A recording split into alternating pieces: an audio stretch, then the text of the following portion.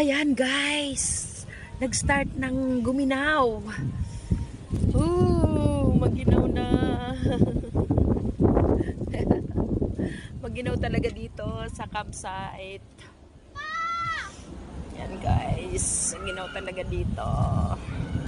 Gusto ko nang pumasok sa aming tent, sa loob ng tent para mainit. Pero di pa kami kumakain. Kain muna kami bago magdilim. Kakain kami ng dinner namin. Ayan ang dinner.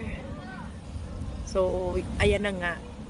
Kailangan kong maglagay na ng balabal kasi napaka lamig na. Ayan, napakahangin.